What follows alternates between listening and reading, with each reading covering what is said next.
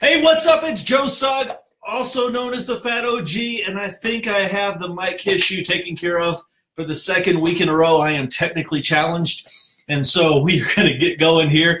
Hopefully that the people that were here a moment ago will come on back.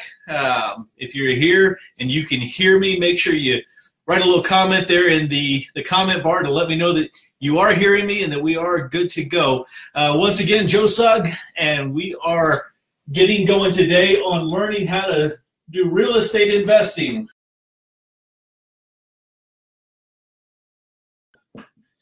Like a bank.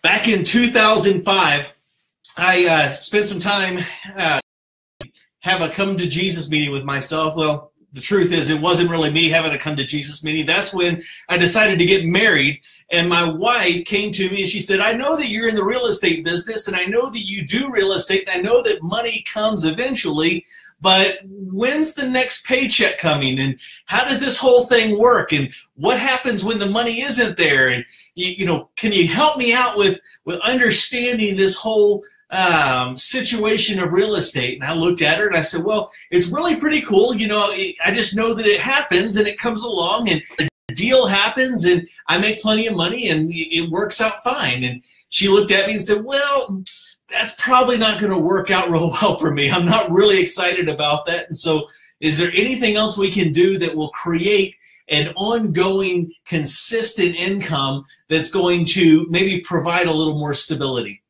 And so we went on this long journey of how we're going to create this stability. And one of the things that I started doing immediately is I got a job at Ameriprise Financial as a financial advisor. And when I went into Ameriprise, they said, listen, let me explain something to you. I'm going to teach you how to retire. And I said, great, that makes a lot of sense since I'm going to go out and help people retire and help people with their retirement funds. And then my manager looked at me and said, no, you don't understand. I'm not going to tell you how to have them retire. I'm going to teach you how you're going to retire, how you're going to survive in this business. And I said, well, okay, I guess that makes sense. And he said, here's what you're going to do. You're going to go out and you're going to gather assets. And so you're going to go to your buddy, you're going to go to your friends, your everybody that's around, and you're going to tell them, hey, listen, I am interested in helping you make some money. And so I'm going to take them and you're going to put them in mutual funds. And those mutual funds are going to pay you a commission. Because the first thing we need to do is we need to make money so that we can generate money up front. And I said, well, that makes some sense. And they said, then what you're going to do is you're going to gather enough that you're going to be able to reach out and you're going to take that money and all of these assets that you've gathered and you're going to put a wrap around those assets and you're going to charge a fee, typically 1% to 2%. And I said, okay, well, that makes sense. And they said, what you're going to try and do is you're going to try and gather about $10 million of assets, and then you're going to start taking the people who have less and less assets, and you're going to take them and let them go. You're going to just let them go someplace else, and you're going to take people with more assets, and you're going to keep those. So as a hypothetical, let's say you have 100 people that have $100,000 apiece. Well, it only takes 10 people that have $1 million, right? Does that make sense to you? And so what you do is you focus in on how to gather those assets. And that's all we're going to do. We're going to gather assets and gather assets because that's how you're going to retire. That's how you're going to survive long term. And I said, okay, well, that makes some sense. And so we started going through this whole process of how to gather assets. Well, the whole concept of the way they did it didn't really work for me. It wasn't an optimal thing, mostly because I just don't believe in mutual funds. We can talk about that another time. We can talk about why I'm not into that. But the main thing is that I like real estate a lot. And as I started looking at real estate and trying to figure out how to make it work for making a retirement, or another way to probably put that is to get to a place to where you have enough money and enough resources coming in that you don't really have to worry about making money and having that money come in order for you to be able to focus on what you want to do, because you can do anything, whether that's off-roading, whether that's hiking, whether that's traveling. All those things happen when you have the enjoy the fruits of your labor, for lack of a better word. And so last week we talked about how the whole guru model is to start with wholesaling, and then we go to fix and flips, and then we go to rehabs, and which is basically fix and flips. And then you have the whole type of strategies, which are like leases and that type of thing. And then you go from there into creative finance. Well, what I found is that you can do just about any of them regardless of what your position is. So if you are somebody who has a lot of money, awesome. You know what that means? That means that you are actually going to be way ahead of anybody else because you have the ability to take advantage of some tools and capture some things right off the bat that not everybody is going to have happen.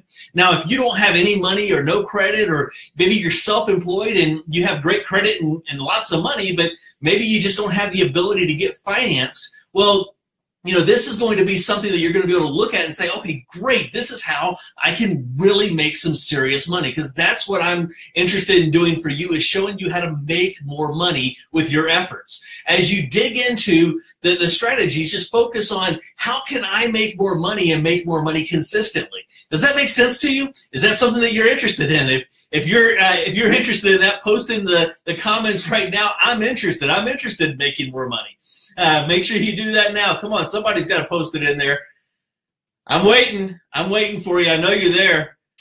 I'm interested in making more money. Somebody's got to give it to me. Josh, Aaron, Dan, somebody's got to do it. I'm going to wait for you. All right. Well, you guys are being stubborn. Either that or you've gone to go to the bathroom or something. There we go. At least my wife's interested. Josh likes money. I like money too. All right, so when we dig into how we're going to make more money, and Josh can tell you this from a CPA standpoint, it's all about assets. And so when I looked at it, I said, well, how am I going to structure my assets? And there's so many different people out there looking at different ways to do it. And this person says, okay, we got to go wholesaling. And this person says we got to do this. Well, the reality is, none of those are wrong. None of them are incorrect. It just wasn't something that I felt like was duplicatable in a ongoing type of a structure. And so what I looked at is, how do banks make money? So basically, if you've got a bank, well, a bank does what? Let's just call this the bank. And since I'm not an artist, we'll just put bank here because it looks just like a house or anything else that I'm going to draw. And when you look at the bank, first of all, says what? He comes to you and me and says, I want you to make deposits into my bank. And you say, okay, well, I get that. I've got a checking account, a savings account, and maybe business accounts and all the different things. And so you make deposits into the bank, and you make them into your checking account. Well, what does the bank do with those deposits? What do they get out of it? Obviously some of the issues that they have are that they maybe they want to charge you fees and some of those things right now, but the fees, if you really look at it, aren't enough for them to really make some serious money. So what are they doing with that money that you're depositing? Here's what they're doing. They're taking the money and they're then going with a percentage of that money, and it's typically a multiple. A multiple means that it is more than 2 times, 3 times, 4 times, and I don't remember what the multiple is right now under current regulations, but they can take this money and they can go to the Fed and they can borrow money back from the Fed at a multiple of what they have on deposit. So this works with banks, but another thing, and this is outside of the scope of today's conversation, but other things that actually do this are things like insurance companies. So when you have maybe a whole life insurance policy and you're making your premiums that's in their assets under management, and they're taking that, leveraging up with the Fed, and then they're taking that money and they're going out and investing it, and that's how they're making multiples on the structure that they have in place. So I started looking at this and saying, okay, well, this is how they're making money. Well, then what do? Well, they take the money, they borrow it back from the Fed, and let's say they borrow it back at, right now it's basically 0%. Let's just say it's 1%. And then they're going to turn around and you come back to them and you say, okay, Mr. Banker, I would like to buy a house. And the bank says, okay, no problem. You've got good income. You've got a W-2. You're a W-2 employee, so we can give you that income verification. We can identify that. Now we can go in and you got good credit, so we can give you a loan. And so we're going to take this money over here, and we're going to loan it back to you at, let's just call it 3.5% right now. And, you know, whatever it is, 3.5, 4% is kind of irrelevant, but just focus on this for a second. So they have now taken this at 1%, and they've turned around and they have loaned it back to you, but they've leveraged your initial deposit. So it's all about the money that you've put in there that have enabled them to then take it to the Fed, bring it back, and then loan it back to you at 3.5%. Now, why are they willing to do that? Well, because they have taken a lien out on your house. So they have real estate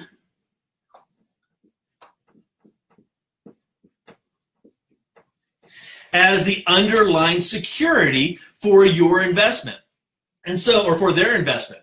So when you sit here and look at this, this is how a bank operates. It's not overly complicated, but it's something that you need to understand, because a lot of times people don't get the subtlety of this and how, okay, how are we going to do it, how to make money. And so when you start looking at this, all they're doing is creating what's called arbitrage.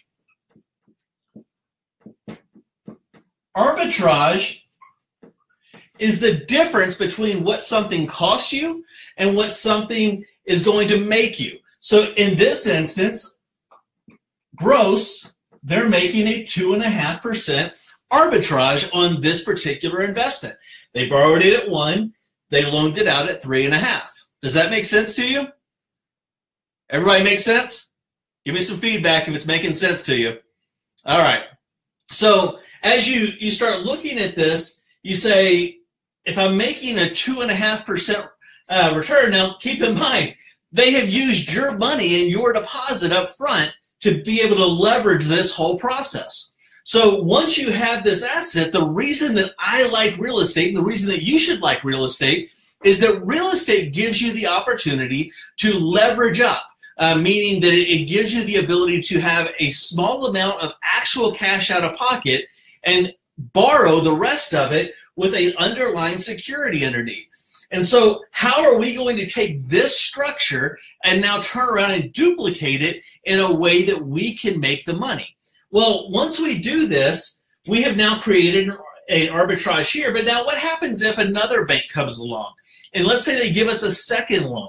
Well, all they're going to do is come down here, and even though this is our first mortgage, they're going to come in and bank number 2. Am I getting too low? Can you still see that? Yeah, you can still see that. Bank number 2 is going to become your second mortgage. What does that mean? First mortgage, second mortgage. Anybody know what that means? So if you start looking at the first mortgage is your first position, or the first person that has to be taken care of when you move on from this house, or you liquidate it, or you're trying to clean up the title, you're trying to clear title. These are just clouds on that title. And so you can have a first mortgage, a second mortgage, a third, a fourth, a fifth. You can, Dan, you said no. What does no mean? Does it make sense to you?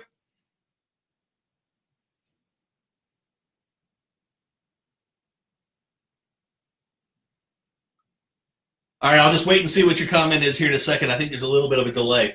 So as we get first mortgage, second mortgage, now what happens is we get into the process and we say, okay, so a second mortgage is the ability to, now if you've got, let's say you go out and you take a first lien on something, or a first loan on something, and then let's say you have a house that's worth $100,000 for easy numbers. Now, we can't touch a $100,000 house here in Colorado, but in some places I've actually bought houses for as little as $5,000. So, you know, they're all over the map depending on where you're at in the country. But let's just use $100,000 for easy numbers. If you went out and you got an $80,000 first mortgage and you put down $20,000, and then let's say that sometime later you decide, you know what, I'd like to pull some cash out of the property and maybe I'd like to do some upgrades or take care of some things around the house. And so maybe you go out and you get a second mortgage for that, and you say, I need $10,000 to be able to put a deck in the backyard or to be able to do whatever it is that you're working on doing. That will enable you to do that. So all that happens is when you put a second mortgage on that property, that will enable you to get that extra loan, and then they are in second position. And so it doesn't matter how many positions there are. Let's say you go out and you that's making the deck. Now, we're always going to pay our contractors, and we're always going to take care of that, but sometimes it happens where there's a dispute, and sometimes contractors will go out and they'll put what's called a mechanics lien. Well, a mechanics lien then comes in at whatever position it is. So the reason that's important is because you need to understand that if you can put layers of different transactions, then why can't we put an additional layer? Well, the truth is you can. Just most people don't know how. And so when you start looking at how we're going to put an additional layer, well, what if we were able to wrap this whole transaction and we were able to put a mortgage, and let's just call it a third mortgage,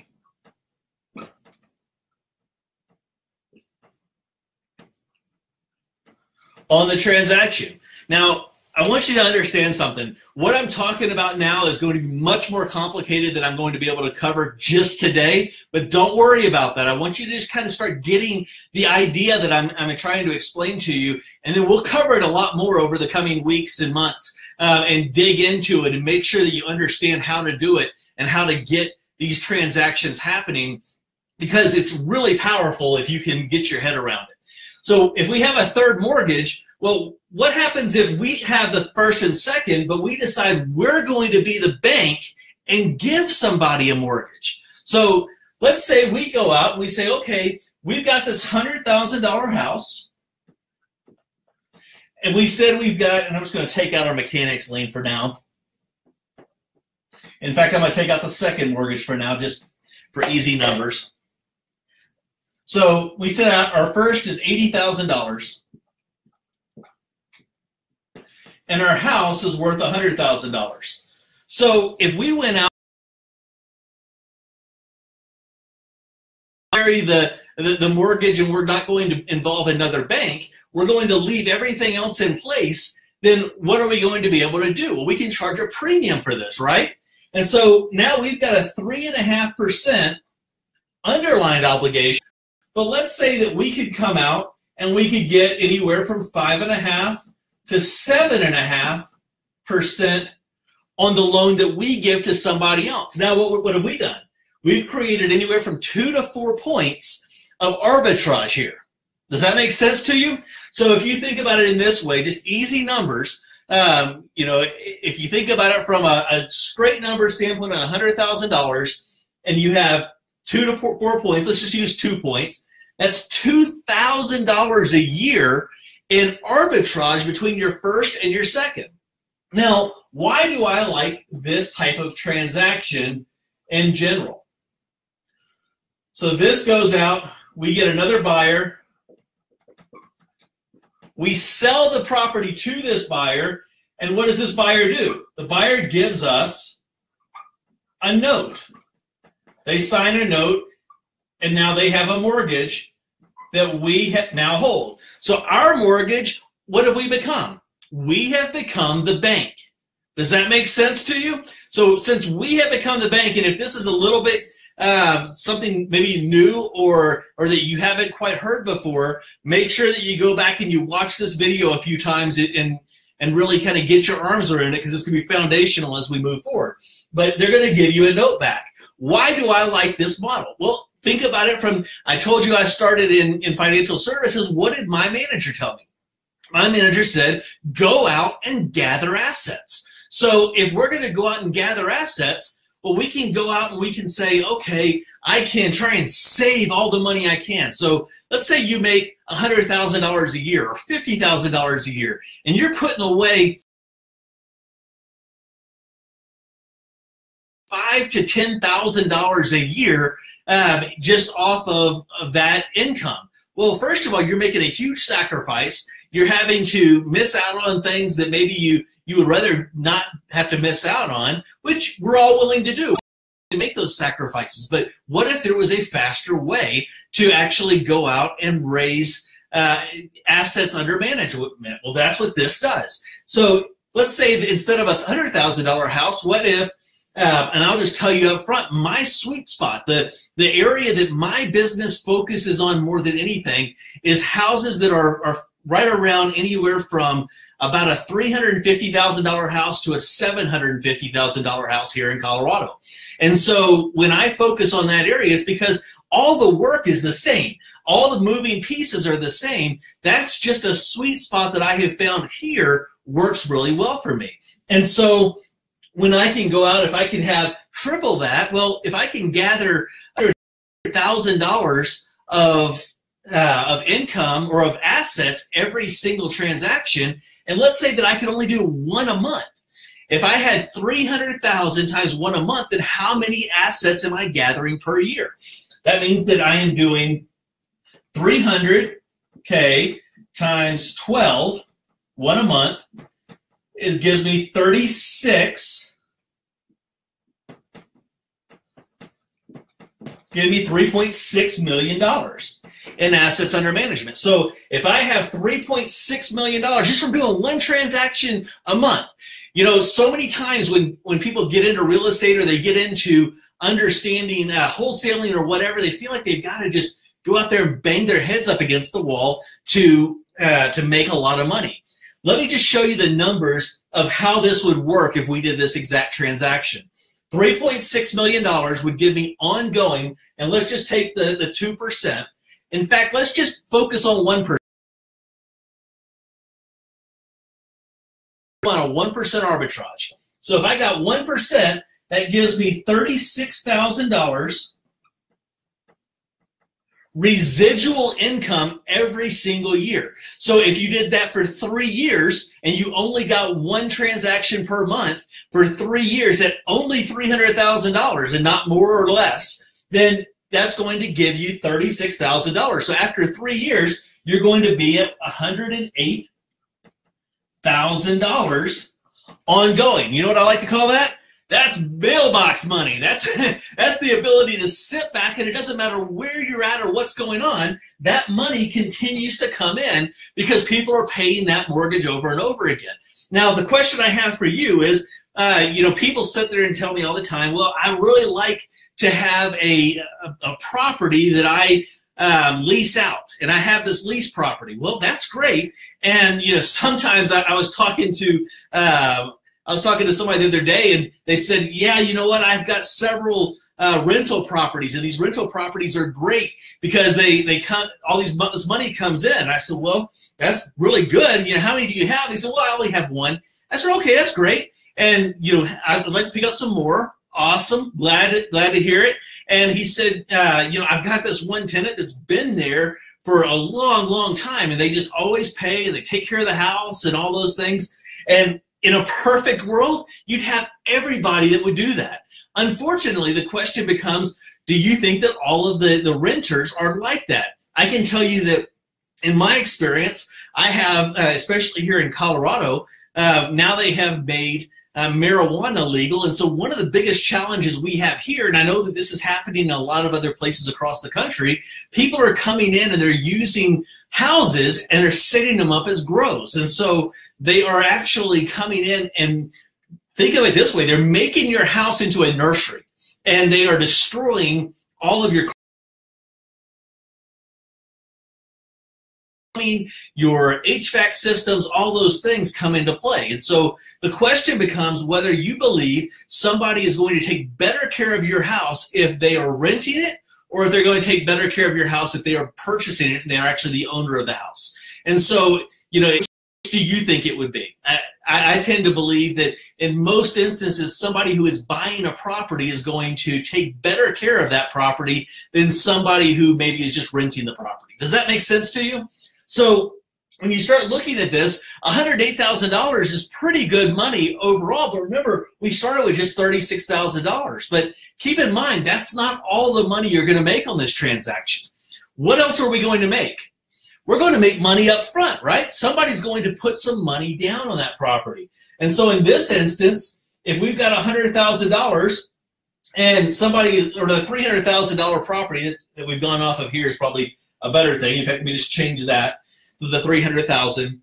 If we got $300,000, how much is somebody going to put down? They're going to put down anywhere from 5 to 10%. You could ask for more, you could ask for less, but I would say minimum of 5%.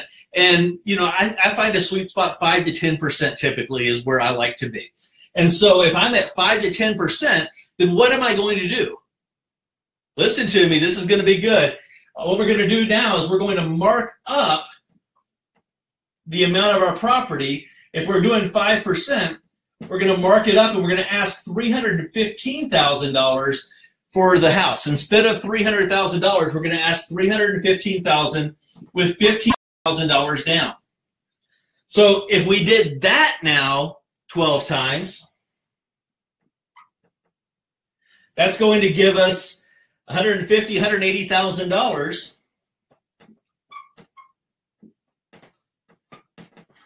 Which means that your first year, realistically, if you could do one deal a month, $1,000 for the first year, but then your second year would be 216 plus 36.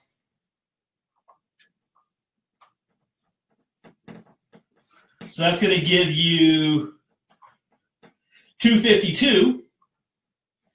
And then your third year, and it just compounds. So instead of having to go out and do the wholesaling thing where you're just taking the property and you're flipping it and then it's gone and you're not making any money, what we do is we turn you into the bank. Now, I know this looks like a crazy mess and it looks all convoluted. I promise you we're going to go over it. But what I want you to understand is this. And as I'm wrapping up, if you have any specific questions, just put them in the comments section there, and let me see if I can answer those questions for you as we go. What did I do with my marker? I think it fell off. There it is. All right. So when you start looking at this from the perspective of how we're going to make money and why I like doing real estate backwards and starting from a position of let's create a bank. Let's create this banking process. And obviously the next question for most people is, okay, that's all great, but how do we make that happen? And how do we find these deals? And where are they at? We're going to get into all that, I promise. That's where we're going, is to teach you how to find these deals. But I want you to understand that real estate is really all about gathering assets. So how much money do you want to make per year? How much money do you need to make per year to be comfortable, to achieve your dreams? Is it $100,000? Is it $200,000? Is it $300,000? Whatever the number is a personal decision that you want to be. Does that make sense to you? So when you kind of start looking at this and say 100, 200, 300, then all that's great. All you have to do is say, assets do I need to make that $300,000 on an ongoing basis? So how much do I have to gather in assets under management in order for me to take the $300,000 and have that as a residual income over and over again? If you're taking $300,000, all you do is take 300, and then you divide that by 0.01, 1%, which gives us $30 million in assets under management. So if we have $30 million of assets under management, if we have $300,000 as our average property that we are gathering, that means that we need, what is that, 100 properties?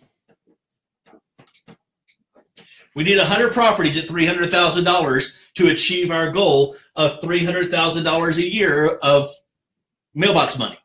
Does that make sense? Man, I got to tell you, this should really make you pretty excited, because if you can get your head around this, whatever it is, obviously you probably are not in a position where you need $300,000 a year right now. I can tell you that when I left financial services, this is what I was trying to replace. I was looking to replace a $300,000 to $500,000 a year income opportunity. That's what I was looking to replace. And so I had to find a way to do this. Now, a buddy of mine that teaches this really well, in fact, if you ever have a chance to go out, his name is Bill Bronchek, and I'll just throw him a bone and tell you, if you have a chance to go out and you want to buy some different trainings or whatever, he is a guy that knows what he's doing. But he told me when we first went through this transaction, I actually started it at the kitchen table. And I would sit there and look at it and say, okay, how do do this whole transaction, all the paper and everything, at somebody's kitchen table? And literally, it was like closing. If you've ever bought a house, the closing documents are like this. And literally, people would come out, and I'd be, working through all these transactions. While these numbers look great, he came to me and he said, yeah, in fact, he teaches a lot of times, this is a transaction that you can do any day. You just can't do it every day. And so when I went away, I've done multiple of these transactions, and I said, well, how am I going to start duplicating this transaction? Because the way most people teach this is that this has to be something that's done in a distressed situation. And I can tell you that that is not going to happen every day. You're not going to always find somebody that is in a distressed situation to be able to find this. And so I went out and I developed a system, and I now call it the Fat Profits system, PHAT. Don't call me fat. And when you sit there and you look at it and you say, how am I going to do this? Well, I walked out and I said, here's how I'm going to do it. And I created this system, and I started using the system, and it just over and over again had success no matter who I was talking to or what the situation was. And I've kind of kept it to myself. I didn't want to give away my system, and now I've decided to go ahead and give it to you guys and let somebody else go out and make a lot of money with it. I can only do so many deals is the reality. And so I want you guys to really hang on with me. We're going to get into all the details of this, but in order to do this, he came back to me and said, just to kind of put a bow on it, he looked at me and said, you know what? I think you could do that every day. And I said, absolutely we can. And so there's a lot of ways that we're going to get into how these transactions work, where we're going to find them, and how we're going to move forward with them. But I want you to get your head around how we're going to gather assets. And if you can get your head around gathering assets versus just, I'm going out and I'm buying numbers of doors. I got to tell you, doors don't pay you. Doors don't pay you anything. If you have gone through a system and you believe that gathering doors is going to pay you something, you are madly, sadly mistaken. You are just absolutely off the rocker if you actually believe that. I can tell you that when I started in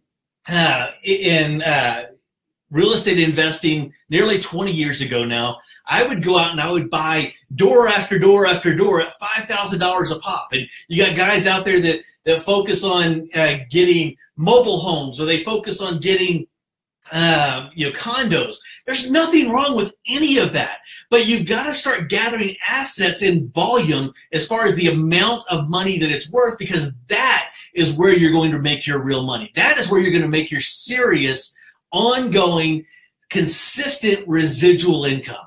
So focus on that. Between now and next week, I want you to kind of think through for yourself, how much do you need to make to live the lifestyle that you want to live? How much are you going to need to eventually be at to have that consistent quality of income? Then I want you to back off of that number and say, how much money am I making now? So are you, maybe you come out and you say, listen, I'd love to have $100,000, $200,000, $300,000. Great. But how much are you making now? Are you making 30, 40, 50, 60, 70? Is that really what you need to cover your current expenses and your current process of where you're at. Start there and say, okay, in order for me to get there, how many transactions at what price point do I need to do in order to gather that much in assets? And if you can back into that number of how many assets you need in your AUM, now all of a sudden you've started thinking not like a real estate investor, but you started thinking like an asset manager. So congratulations, I'm upgrading you as of right now. You are no longer a real estate and we're going to start creating that arbitrage, creating that opportunity that enables you to reach out and really make some serious money. Now, if you're in the military, if you're somebody that's out there that's got an ongoing pension, you've got all these different things, that's awesome. You're in perfect position to be able to really leverage up. So, if you don't have any income at all, maybe you don't have the ability to get a house in the first place, I'm going to show you how to take this and leverage this whole process to make you money and to be able to gather that property and to gather those assets without any credit and without any money.